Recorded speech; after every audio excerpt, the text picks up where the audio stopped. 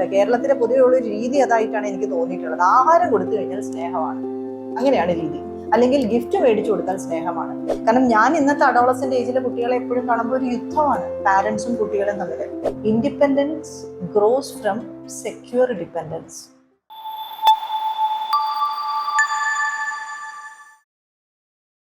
നമ്മളുടെ കുട്ടികളോട് നമ്മൾ സ്നേഹം കാണിക്കുന്ന ഒരു രീതി, നിങ്ങളുടെ കുട്ടികളോട് നിങ്ങൾ എങ്ങനെയാ സ്നേഹം കാണിക്കുന്നത്?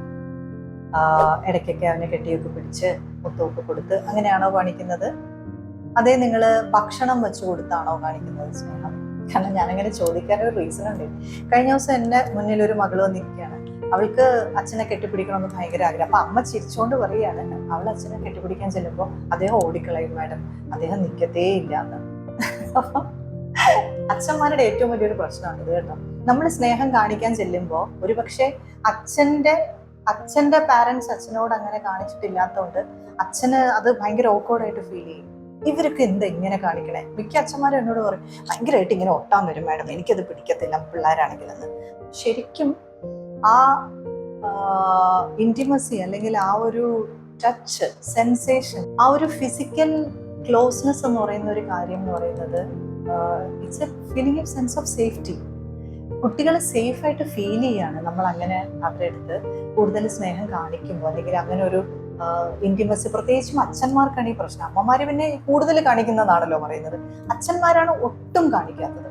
അപ്പൊ ശരിക്കും പറഞ്ഞാൽ ഞാൻ അച്ഛന്മാരോട് എല്ലാവരുടെ എൻ്റെ മുമ്പിൽ വരുന്നവരുടെ എല്ലായിടത്തും ഞാൻ പറയും, കുട്ടികൾക്ക് അതൊരു ഭയങ്കര നീഡാണ്. കാരണം കുഞ്ഞു കുട്ടികളൊക്കെ ചിലപ്പോഴിങ്ങനെ ഒത്തിരി ഓടിയൊക്കെ കളിച്ചിട്ടോ, അല്ലെങ്കിൽ നമ്മൾ ചിലപ്പം എവിടെയെങ്കിലും പോകുന്ന സമയത്തൊക്കെ കുഞ്ഞു കുട്ടികൾ നമ്മുടെ മുഖത്ത് നോക്കിയിട്ട് എടുക്കുമോ എന്നൊക്കെ ചോദിക്കും. അപ്പം നമ്മൾ മിക്കപ്പോഴും ചിലപ്പോൾ നമ്മൾ വഴക്ക് പറയാറുണ്ട്, ഞാൻ കണ്ടിട്ടുണ്ട് പാരന്റ്സിനെ അങ്ങനെ.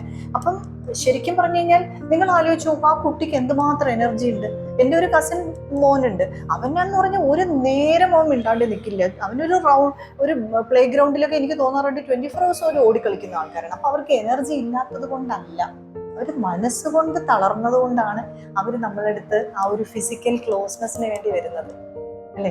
അപ്പോൾ അവർ ശരിക്കും അവർക്ക് എനർജി ഇല്ല, നടക്കാൻ വയ്യാത്തോണ്ടല്ല, അവർക്ക് ആ ഒരു ഫീലിംഗ് ഓഫ് സേഫ്റ്റി വേണം നമ്മളെടുത്തത്. വളരെ കുഞ്ഞു കുട്ടികളെ, എൻ്റെ മകളൊക്കെ ആണെങ്കിലും അവർ നമ്മളിങ്ങനെ എടുത്ത് വെക്കുമ്പോഴേ അവരുടെ എന്തെങ്കിലും ഒരു ആ കുഞ്ഞു കൈകൾ നമ്മുടെ ശരീരത്തിന്റെ ഏതെങ്കിലും ഒരു ഭാഗത്ത് അവർ പിടിച്ചിരിക്കും. നമ്മൾ മിക്കപ്പോഴും ആ കൈയൊക്കെ എടുത്ത് കളയും. അപ്പൊ അതെന്ന് പറഞ്ഞു കഴിഞ്ഞാൽ ഒരു കണക്ഷനാണ്, അമ്മയോടുള്ള കണക്ഷൻ. വളരെ കുഞ്ഞു കുട്ടികളെ ഞാൻ വായിച്ചിട്ടുണ്ട്. അതായത് ഡെലിവറി കഴിഞ്ഞ കുട്ടികൾ, നിങ്ങൾ തന്നെ ആലോചിച്ച് നോക്കിയാൽ മതി, കുറച്ചുനാൾ കഴിഞ്ഞ കുട്ടികളെയൊക്കെ പുറത്തുള്ള ആൾക്കാരൊക്കെ എടുക്കുമ്പോൾ അത് ഭയങ്കരമായിട്ട് കരഞ്ഞിട്ട് അമ്മയുടെ കയ്യിലേക്ക് അമ്മ അതിനെടുത്ത് കഴിയുമ്പോൾ അത് കരച്ചിൽ നിർത്തുകയാണ്. അപ്പൊ അതിന്റെ ഹോൾ ബോഡി മൊത്തം ആ ഒരു ടച്ച് എന്ന് പറയുന്ന ഒരു സാധനം, അല്ലെങ്കിൽ ആ ഒരു സ്കിന്നിന്റെ സെൻസിറ്റിവിറ്റി അതിന്റെ ഹോൾ ബോഡിയിൽ മൊത്തം റിഫ്ലക്ട് ചെയ്യില്ല. അതുകൊണ്ടല്ലേ അതിന് അറിയാൻ പറ്റുന്നത് ഇതെന്റെ അമ്മയാണ്. അപ്പൊ അതാണ് നമ്മളുടെ ഒരു ഫിസിക്കൽ സെൻസിറ്റിവിറ്റി, അല്ലെങ്കിൽ ഒരു ഫിസിക്കൽ ക്ലോസ്നെസ് കൊണ്ട് നമ്മൾ ആഗ്രഹിക്കുന്നത്. ഇതെല്ലാവരും ആഗ്രഹിക്കുന്നുണ്ട്, കുഞ്ഞു കുട്ടികൾ ആഗ്രഹിക്കുന്നുണ്ട്. അപ്പൊ നിങ്ങളോട് ഞാൻ ചോദിച്ച കാര്യം, നിങ്ങളുടെ ആ ഒരു ലവ് ലാംഗ്വേജ്, അതൊരു വലിയ ടോപ്പിക്കാണ്. അത് നമുക്ക് ഇനി അടുത്ത് വേറെ ഏതെങ്കിലും ഒരു ദിവസം ചെയ്യാം. ഇതിപ്പം എല്ലാം കുറച്ച് സാധാരണ ആൾക്കാർക്ക് മനസ്സിലാവുന്ന രീതിയിലുള്ള കാര്യങ്ങളാണ്. അപ്പം നമ്മൾ കാണിക്കുന്ന ഒരു ലവ് ലാംഗ്വേജ്, അല്ലെങ്കിൽ നമ്മളുടെ സ്നേഹം പ്രകടിപ്പിക്കുന്ന രീതി എങ്ങനെയാണ്, നമ്മൾ എങ്ങനെയാണ് കാണിക്കുന്നത്? നമ്മൾ ഇതുപോലെ തന്നെ ഇടയ്ക്കിടയ്ക്കൊക്കെ ഒന്ന് കെട്ടിപ്പിടിക്കുകയും മുത്തം കൊടുക്കുകയൊക്കെ ചെയ്യുന്ന രീതിയാണോ? അയ്യേ അങ്ങനെ നമ്മൾ കാണിക്കില്ല. നമ്മൾ നിറച്ച് ഭക്ഷണമൊക്കെ വെച്ച് കൊടുക്കും, നമ്മൾ നിറച്ച് ആഹാരമൊക്കെ ഉണ്ടാക്കി കൊടുക്കും. അതാണ് നമ്മളുടെ കേരളത്തിലെ പൊതുവെ ഉള്ള രീതി അതായിട്ടാണ് എനിക്ക് തോന്നിയിട്ടുള്ളത്. ആഹാരം കൊടുത്തു കഴിഞ്ഞാൽ സ്നേഹമാണ്, അങ്ങനെയാണ് രീതി. അല്ലെങ്കിൽ ഗിഫ്റ്റ് മേടിച്ചു കൊടുത്താൽ സ്നേഹമാണ്, അല്ലെങ്കിൽ പിന്നെ എന്താണ് പ്രസന്റ് കൊടുത്താൽ സ്നേഹമാണ്. ഇതൊക്കെയാണ് നമ്മുടെ സ്നേഹത്തിന്റെ രീതികൾ.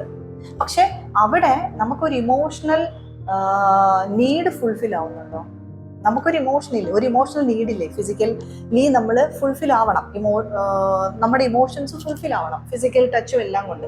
അതുകൊണ്ടാണല്ലോ പ്രണയിക്കുമ്പോൾ നമ്മൾ കൈകൾ പിടിച്ചുകൊണ്ടിരിക്കുമ്പോൾ നമുക്കൊരു സന്തോഷവും സമാധാനവും ഫീലിംഗ് സേഫ്റ്റിയൊക്കെ തോന്നുന്നത്, അല്ലേ? നമ്മുടെ ഭർത്താവിന്റെ കൈകളൊക്കെ പിടിച്ച് നമ്മൾ നടക്കുമ്പോൾ, റോഡ് ക്രോസ് ചെയ്യുമ്പോൾ മാത്രമല്ല കേട്ടോ കൈ പിടിക്കേണ്ടത്. മിക്കുള്ള ആൾക്കാരും അങ്ങനെയാണ് കൈ പിടിക്കുന്നത്. അത് പേടിച്ചിട്ടെന്ന് ഞാൻ പറയും, സ്നേഹം കൊണ്ടെന്ന് പറയില്ല. അല്ലെങ്കിൽ നമ്മൾ കണ്ടിട്ടില്ലേ, നമ്മൾ ആ ഒരു ഇന്റിമസി എന്ന് പറയാം, അല്ലെങ്കിൽ ആ ഒരു ഫിസിക്കൽ ക്ലോസ്നെസ് എന്ന് പറയുന്ന കാര്യം, it's A sense of safety. അപ്പൊ നമ്മൾ ഇനിയെങ്കിലും തിരിച്ചറിയാം. ഇപ്പൊ എൻ്റെ അച്ഛനും അമ്മയും അങ്ങനെ ചെയ്തിട്ടില്ല എന്ന് കരുതി ഞാൻ എൻ്റെ കുട്ടികളോട് അങ്ങനെ ചെയ്യാൻ പാടില്ല എന്നല്ല. മനസ്സിലായില്ലേ? അതായത് നീ ഒറ്റയ്ക്കല്ല, യു ആർ സേഫ് എന്നുള്ളൊരു ഫീലിംഗ് നമ്മൾ കൊടുക്കുകയാണ്. അല്ലേ? അപ്പൊ അച്ഛന്മാരോട് ഞാൻ പ്രത്യേകിച്ച് പറഞ്ഞു, അച്ഛന്മാരുള്ള വീട്ടിലെന്ന് പറഞ്ഞു കഴിഞ്ഞാൽ അച്ഛന്മാര് വീട്ടിലുണ്ടെങ്കിൽ മക്കൾ പറയുന്നത് ഒരു ഭയങ്കര സേഫ്റ്റിയാണ്. നിങ്ങൾ ശരിക്കും നിങ്ങൾക്കത് കണക്ട് ചെയ്യാൻ പറ്റും. അച്ഛൻ വീട്ടിലുണ്ടെങ്കിൽ, പ്രായമായ അച്ഛനാണെങ്കിൽ പോലും അച്ഛൻ നഷ്ടപ്പെടുമ്പോൾ മകൾ വന്ന് എൻ്റെ മുമ്പിലൊന്നും പറഞ്ഞു, അച്ഛൻ വീട്ടിലുള്ളപ്പോൾ ഒരു സേഫ്റ്റി ആയിരുന്നു കാര്യം. നമുക്ക് എല്ലാവർക്കും അത് ഫീൽ ചെയ്യാറുണ്ട് അല്ലേ? അച്ഛന്മാർ വീട്ടിലുണ്ടെങ്കിൽ ഭയങ്കര സേഫായിട്ട് ഫീൽ ചെയ്യാറുണ്ട്. എത്രയോ മക്കൾ എൻ്റെ അടുത്ത് വന്ന് പറയാറുണ്ട്, അച്ഛനില്ലാത്തതുകൊണ്ട്, ഈവൻ ഇഫ് ഞാൻ പോലും അച്ഛൻ പുറത്ത് വളർന്ന ഒരു മകളായിരുന്നു, എനിക്ക് ഭയങ്കരമായിട്ടുള്ള ആങ്സൈറ്റി ഇഷ്യൂസും എനിക്കതൊക്കെ ലേറ്റർ സ്റ്റേജിലാണ് മനസ്സിലാവുന്നത് പോലും, അല്ലെങ്കിൽ ഒരു കോഡിപെൻഡൻസി ഒക്കെ എനിക്ക് ഉണ്ടായത് എൻ്റെ അച്ഛൻ പുറത്തായിരുന്നു. എൻ്റെ അതായത് 20കളിൽ വരെ എൻ്റെ അച്ഛൻ പുറത്തായിരുന്നു. അപ്പം അച്ഛൻ വീട്ടിലില്ലാത്തപ്പോൾ പൊതുവെ അമ്മയ്ക്കൊരു ടെൻഷൻ ഉണ്ടാവും, എന്തെങ്കിലുമൊക്കെ കാര്യങ്ങൾ, അല്ലെങ്കിൽ പൊതുവെ നമുക്ക് എല്ലാവർക്കും ഒരു സ്ട്രെസ്സാണ് രാത്രിയൊക്കെ, നമ്മുടെ രീതികൾ അങ്ങനെയായിരുന്നു. അപ്പോൾ ശരിക്കും പറഞ്ഞു കഴിഞ്ഞാൽ ആ ഒരു ഫിസിക്കൽ ക്ലോസ്നെസ് എന്ന് പറയുന്ന ഒരു സാധനം ഫീലിംഗ് ഓഫ് സേഫ്റ്റി തന്നെയാണ്. അപ്പൊ ഇനിയെങ്കിലും അപ്പൊ ഇനി അത് അപ്ലൈ ചെയ്യാൻ പറ്റുമോ എന്ന് ചോദിച്ചു കഴിഞ്ഞാൽ അത് ഡിഫിക്കൽട്ട് ആണെന്ന് ഞാൻ പറയും. കാരണം ഇതിനെല്ലാത്തിനും ഒരു സമയമുണ്ട് അല്ലെ?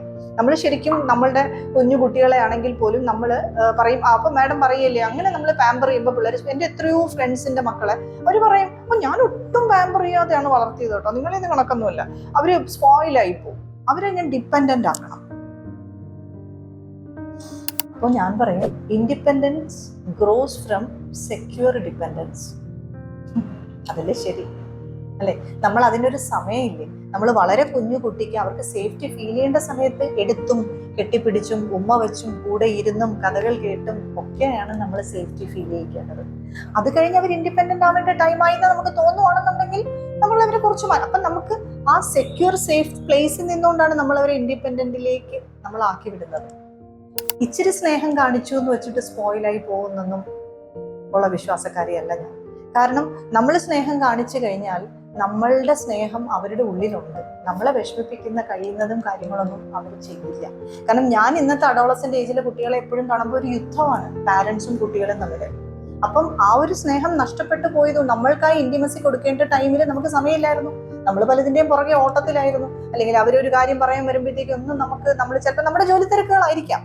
പക്ഷെ ഏതാണ് ഇമ്പോർട്ടന്റ്, ഏതാണ് പ്രൈമറി എന്നുള്ളൊരു തിരിച്ചറിവ് നമുക്ക് വേണം എപ്പോഴും. ഇങ്ങനെ ഒരു സ്റ്റൈൽ ഓഫ് ലവ് ലാംഗ്വേജിലൂടെ വളർന്നു വന്ന ഒരു കുട്ടി, അതായത് അച്ഛനും അമ്മയും ഭയങ്കരമായിട്ട് പാമ്പർ ചെയ്യുന്ന ഒരു മകൾ, അല്ലെങ്കിൽ അവളെ എപ്പോഴും കെട്ടിപ്പിടിക്കുന്നു എന്ന് ഞാൻ പറയുന്നില്ല, ബട്ട് കെട്ടിപ്പിടിക്കേണ്ട സമയത്തൊരു ഇമോഷണൽ സേഫ്റ്റി അവൾക്ക് കൊടുക്കുകയാണ്, അല്ലെങ്കിൽ ഫീലിംഗ് സേഫ് അവൾക്ക് കിട്ടുകയാണെന്നുണ്ടെങ്കിൽ, അങ്ങനെ വളർന്നു വരുന്ന ഒരു കുട്ടി അതിനുശേഷം ആ കുട്ടി വേറൊരു പാർട്ട്ണറിന്റെ ലൈഫിലേക്ക് പോകുമ്പോൾ ആ പാർട്ട്ണർ ഈ ഒരു ഇമോഷണൽ അറ്റാച്ച്മെന്റ് ഒന്നും കാണിക്കാത്ത ഒരു വ്യക്തിയാണ്. അദ്ദേഹത്തിന് കാണിക്കാൻ അറിയില്ല, സ്നേഹം കാണിക്കാനേ അറിയില്ല. അങ്ങനത്തെ ഒരാളാണെന്നുണ്ടെങ്കിൽ അവിടെ പ്രശ്നം ഉണ്ടാവില്ലേ അല്ലെ? അദ്ദേഹത്തിന് സ്നേഹം കാണിക്കുന്നത് ചിലപ്പം ഫുഡ് മേടിച്ചു കൊടുത്തിട്ടായിരിക്കും, സിനിമ കാണിക്കാൻ കൊണ്ടുപോയിട്ടായിരിക്കും, ഗിഫ്റ്റ് മേടിച്ചു കൊടുത്തിട്ടായിരിക്കും. അവിടെ പ്രശ്നം ഉണ്ടാവുക. കാരണം നമ്മുടെ ഫെമിലിയർ പാറ്റേൺ എന്ന് പറയുന്നത് നമ്മളുടെ അച്ഛനും അമ്മയും വളർന്നു വന്ന, നമ്മളെ വളർത്തിയ സാഹചര്യം, നമ്മളുടെ സ്നേഹം, നമ്മളുടെ ഇമോഷണൽ നീഡ് സാറ്റിസ്ഫൈ ചെയ്തുകൊണ്ടിരുന്ന രീതി, ഫെമിലിയർ രീതി ഇതല്ല. അവിടെ തൊട്ട് പ്രശ്നം വരിക. അപ്പൊ നിങ്ങളും ആലോചിച്ച് നോക്കും, നമ്മള് കാണിക്കേണ്ട സമയത്ത് നമ്മളുടെ കുഞ്ഞുങ്ങളോട് എന്തൊക്കെയാണ്, ഏത് സ്റ്റൈൽ ഓഫ് അറ്റാച്ച്മെന്റ് ആണ് നമ്മൾ കാണിക്കുന്നത്? അല്ലെങ്കിൽ പിന്നെയും ആ കുട്ടിക്ക് അതൊരു പ്രശ്നമാണ്, അതൊരു നീഡാണെന്ന് കണ്ടാൽ നമ്മൾ തിരുത്താൻ തയ്യാറാണോ?